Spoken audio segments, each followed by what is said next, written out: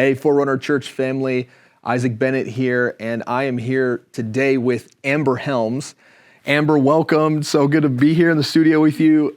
Amber gives leadership and oversight to our whole counseling department for Forerunner Church, and our spiritual family that's here does an amazing job. She's a mom, has a little girl, beautiful, and she was sharing some things in our team meeting a couple weeks ago about lamenting and talking about the hour of crisis and the pressures that a lot of us are feeling right now. And just share some of that with what's on your heart with lament. What does that mean? How do we do that? Why is that important to us? Well, the reason it came up is because we're just recognizing as a department and as an individual, as a mom in these different roles in the community, recognizing this wave of grief that's kind of coming up, and recognizing grief isn't just the typical losses that we know, death and disease and things like that, but there's this underlying ambiguous loss that a lot of people are experiencing right now, just in the change of schedule, the change of plans. I thought that I would respond differently than this, or I didn't think things would be like this right now. Right. So this is stirring up some grief feelings. And so as we're navigating through this pain, a tool that we have been giving the people that we work with, and a tool that I use for myself, is lament. And so what lament is, it gives us a context to bring our complaint and our pain before the Lord. Wow. And so it ushers us into his presence even when we don't have everything resolved, or our thoughts are clear, or we've come to resolution. It gives us a context in the pain, in places of suffering, where we actually can work it out with the Lord. That's so good. Because I find that many, when they're in pain, there's this, we're very rationalistic as a society, meaning we always need to know why something is happening. Not everybody, but generally there's this sense of, I need to know why this is happening. But a lot of times we're left without answers. And we've all been through experiences in our life where we don't have the answers to the events or the things that are happening around us. And a lot of times, one of the trends that I see is people blame others around them. They blame family members, they blame institutions, they blame the people out there. You guys are responsible for the pain that I'm feeling. But I love this key that you're giving about lament, because lament seems to be an answer, a godly and biblical answer to some of those cries. Just comment on that. Yeah, I think of us, okay, so we're a prayer movement, right? And we stand in faith and we believe for the promises of God. And so we're in an era, in a time where there is a gap between what my experience is and what I read in Revelation 21, the day that there's no more mourning, there's no more death, there's no more sorrow. Right. And so we're standing on this end, and as we experience personal crises, now corporate crises, what am I supposed to do with that gap? Because on one side, I know in my mind the scriptures and what they're telling me, and my experience, though, is so painful and so beneath what I'm seeing is the promise. And so we're tempted as a spiritual people to suppress the emotion that comes up with that pain. But we know, just from what I've studied on grief and what I've studied on big, overwhelming emotions, is that all those places where our memory verses are stored are actually shut down in crisis. So we know in our mind that this is truth, this is what's in the Bible, but this is what I'm feeling, and it's actually overshadowing. What do I do to integrate myself, my beliefs, with my current experience? Wow. And God gives us this tool, lament, to fill that gap. So he says, you bring that pain before me.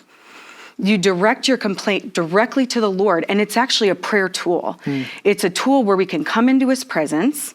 We can encounter the blessed mourning, because in the place of mourning, he will encounter us. Wow. So one day the pain will fade, but the encounter that we experienced in the valley is what remains. So we don't want to walk away from our pain, but we need a context where we can wrestle through it with the Lord.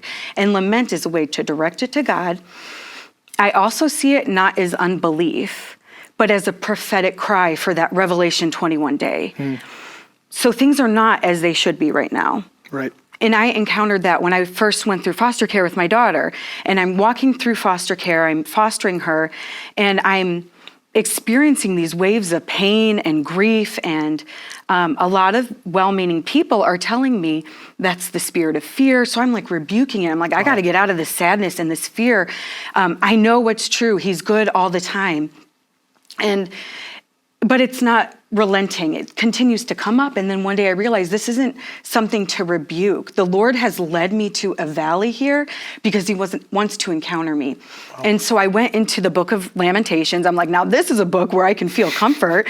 I was like, yes, this resounds with where I'm at. And I'm beginning to pray these prayers that Jeremiah prayed as he saw the destruction of his city. Right. And so when I'm walking through foster care, I'm seeing the destruction of lives and broken families and broken children. A cry was coming up.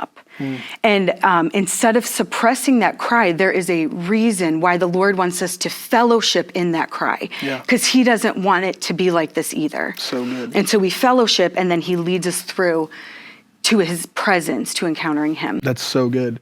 So talk us through the practical application of lamenting. So I'm in pain, let's say, and I've experienced trauma, or something has been taken away from me, or something that I need is been delayed. You know, so I have all of these colliding events going on in my life. How do I do this before the Lord? What do I say? Like, what do I do? Give me a real practical example of that. So first I would say that just know lament is a safeguard against offense. So when we're bringing our pain unedited, and I'll get to the steps, it's actually a safeguard to offense because it's providing a place for us to express our pain. So really, it's so simple, and we're actually designed for this. So as we direct it to the Lord, there's a natural progression. And what we see in the Psalms and in some lament from the scriptures is that the most important elements are that we direct it to God. So turn your attention. Okay, I'm not blaming, I'm not shutting down, I'm turning my attention to God. I'm saying his name, and I'm bringing my complaint. Lord, this is where we're at.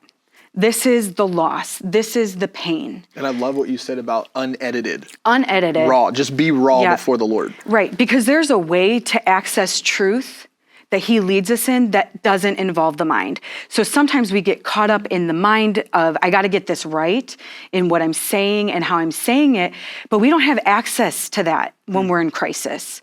What we need is a bridge between this experience and the truth, and there's a way beyond just the mind and the language to get us there, and it's the presence of God. That's good. And it regulates us, it calms those places of crisis, and it actually brings us forth into truth so that after the shaking, what remains is the rock that can't be shaken by any crisis. It's the eternal truths, while these temporary ones. So directed to God, say your complaint, unedited, just get out the feelings, express to God. That is the main part.